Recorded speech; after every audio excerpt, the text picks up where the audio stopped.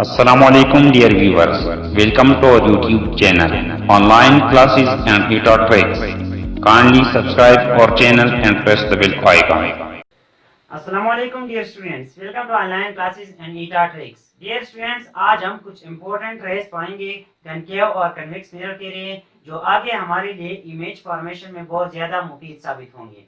Dear students, इससे पहले हमने कनकेव मिरर और कन्वेक्स मिरर के बारे में पढ़ा था कि कनकेव और कन्वेक्स मिरर क्या होता है, और इनसे रिलेटेड कुछ टर्मिनोलॉजी जो है वो भी हमने पढ़े थे।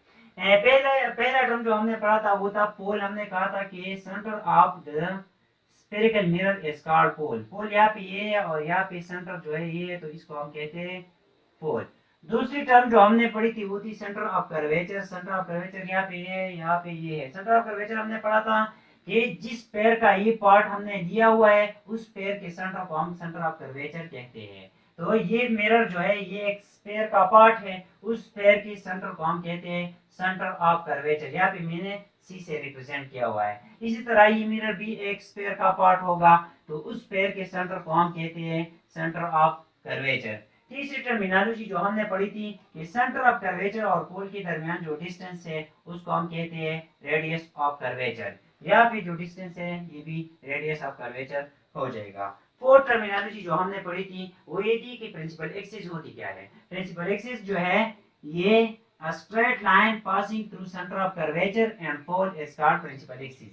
यहाँ पे भी प्रिंसिपल एक्सिस का क्या आ जाएगा, स्ट्रेट लाइन जब हम पोल से पास करें और सेंटर ऑफ कर्वेचर से भी पास हो जाए तो इसको हम कहते हैं प्रिंसिपल एक्सिस। ये हो गया principal axis.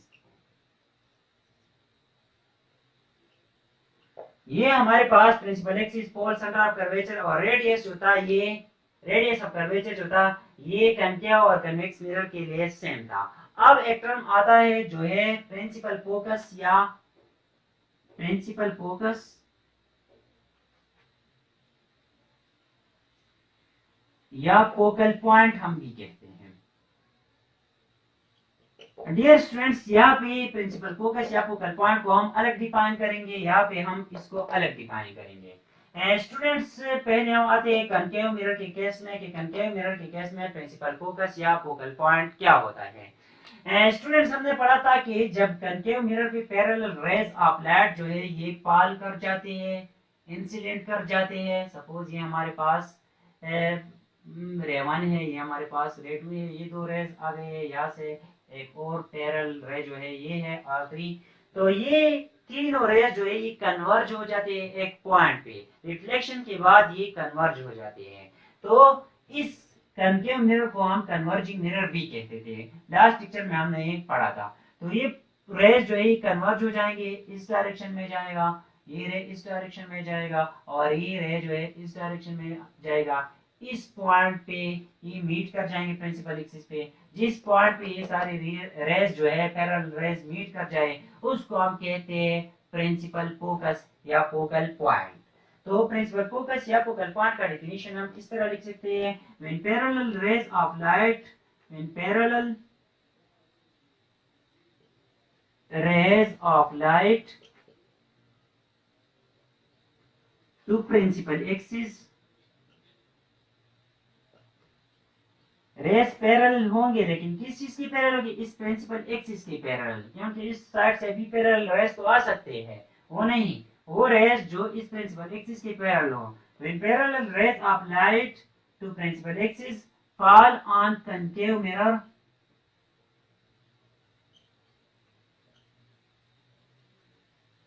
these rays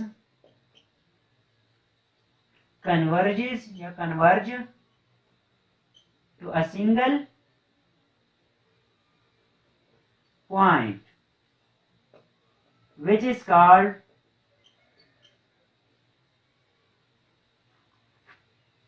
principal focus या फोकल पॉइंट। प्रिंसिपल फोकस या focal point.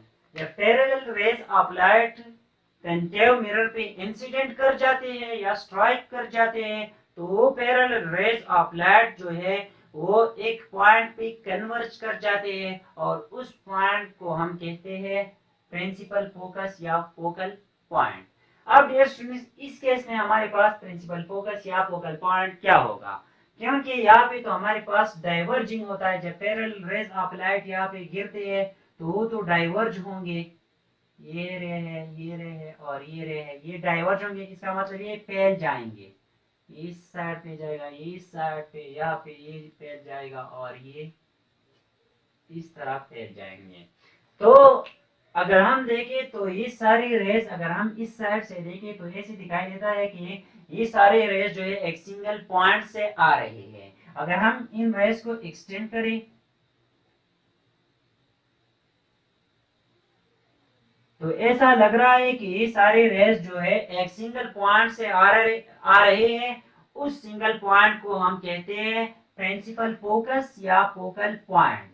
So convex mirror की केस में हम डिफिनीशन किस तरह करेंगे?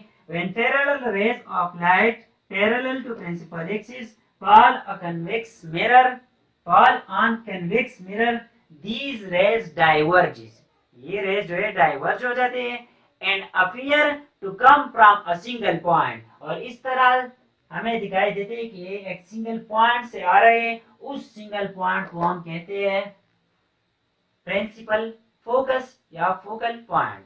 सो डिफिनीशन इसी तरह हो जाएगा, when parallel rays of light to principal axis fall on concave mirror these rays diverges and appear to come from a single point, that single point is called principal focus या focal point। Dear students ये terminologies आपने याद रखनी है क्योंकि कुछ important race है, आज वो पढ़ेंगे। फिर उन रेस की बेस पर कल का लेक्चर जो होगा वो image formation by concave mirror and convex mirror होगा।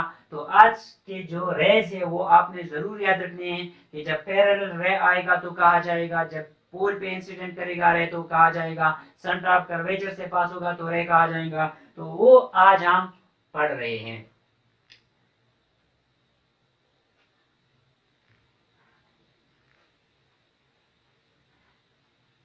रे नंबर 1, रे 1। डियर स्टूडेंट सपोज ये हमारे पास एक कनकेव मिरर है, यहाँ पे इसका पोल है, यहाँ पे सेंटर ऑफ कर्वेचर है, यहाँ पे प्रिंसिपल फोकस है। हमेशा याद रखना कि प्रिंसिपल फोकस जो होता है ये सेंटर ऑफ कर्वेचर और पोल के बिल्कुल मिड में होता है। So we can say that radius of curvature is equal to 2f। ये रेडियस ऑफ कर्वेचर जो है ये 2f के बराबर होता है। अब डियर स्टूडेंट्स यहाँ पे रे नंबर 1, रे 1 क्या है? अगर पैरेलल रे आ जाए और वो कनकेव मिरर पे स्ट्राइक कर जाए तो रिफ्लेक्शन के बाद ये पैरेलल रे जो है ये प्रिंसिपल फोकस से पास होगा। रे नंबर 1 हमारे पास याद रखना है। When a ray parallel to principal axis strike a concave mirror, then after reflection this ray will pass through principal focus। ये हमारे पास रे नंबर 1 हो गया।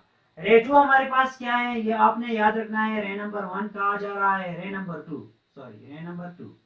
रे नंबर 2 क्या है? इसका बिल्कुल उलट है। अगर ये पोल है हमारे पास, ये प्रिंसिपल फोकस है, ये सेंटर ऑफ कर्वेचर है। अगर एक रे प्रिंसिपल फोकस से पास हो जाए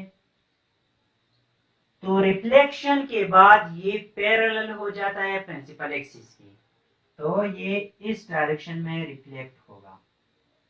इसका बिल्कुल उलट है, पैरेलल रे आ गया तो रिफ्लेक्शन के बाद प्रिंसिपल फोकस से पास होगा, प्रिंसिपल फोकस से रे पास हो गया तो रिफ्लेक्शन के बाद पैरेलल टू प्रिंसिपल एक्सिस होगा। रे नंबर 3 हमारे पास क्या है? अगर पोल पे एक रे स्ट्राइक कर जाए, ये पोल है, ये पोल है हमारे पास, ये प्रिंसिपल फोकस है और ये सेंटर ऑफ कर्वेचर है। एक रे आ गया पोल पे इंसिडेंट कर गया तो ये रे जो है ये with same angle on the opposite side of principal axis reflect होगा।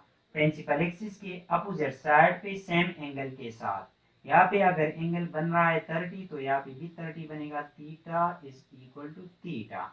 सेम एंगल के साथ रिफ्लेक्ट होंगे but on the opposite side of principal axis. अगर रे इस साइड से आ रहा है तो इस साइड पे रिफ्लेक्ट होगा, इस साइड से आ रहा है पोल पे इंसिडेंट कर जाता है तो इस साइड पे रिफ्लेक्ट होगा लेकिन सेम एंगल के साथ। अब डियर स्टूडेंट्स रे नंबर 4 जो हमारे पास है वो अगर रे आ जाए और सेंटर ऑफ कर्वेचर से पास हो जाए, हमारे पास प्रिंसिपल फोकस है, ये सेंटर ऑफ कर्वेचर है, ये पोल है, एक रे यहाँ पे इंसिडेंट हो गया, सेंटर ऑफ कर्वेचर से पास हो गया और मिरर को स्ट्राइक कर गया, तो ये रे जो है ये on the same path reflect होगा, क्योंकि सेंटर ऑफ कर्वेचर और जो रे सी से पास होता है और मिरर को स्ट्राइक करता है, तो ये 90 एंगल बनाता है, तो 90 एंगल के साथ ये वापस भी आएगा according to Ibn al Haytham second law of reflection. यहाँ पे इस डायरेक्शन में आया है और इस डायरेक्शन में रिफ्लेक्शन भी होगा, तो ये चार रेस जो है ये आपने याद रखनी है। पहला रे क्या है कि अगर प्रिंसिपल एक्सिस के पैरेलल कोई रे आ जाए तो रिफ्लेक्शन के बाद वो प्रिंसिपल फोकस के क्रॉस पास होगा या फिर प्रिंसिपल फोकस से पास हुआ है।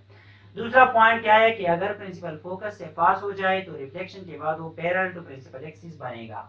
तीसरा पॉइंट हमारे पास क्या है कि अगर पोल पे इंसिडेंट हो जाए तो सेम एंगल के साथ on the opposite side of principal axis reflect होगा। ये हमारे पास प्रिंसिपल एक्सिस है, रे इस डायरेक्शन में आया है तो opposite side of principal axis के पे रिफ्लेक्ट होगा, रिफ्लेक्शन यहाँ होगी। फोर्थ रे हमारे पास क्या है कि अगर रे सेंटर ऑफ कर्वेचर से पास हो जाए तो उसी डायरेक्शन में वापस रिफ्लेक्ट होगा। एंड डियर स्टूडेंट्स, ये रेज आपने याद रखने हैं। फिर भी अगर आपका कोई क्वेश्चन हो तो without any you can ask, inshallah I will try my best to answer your question.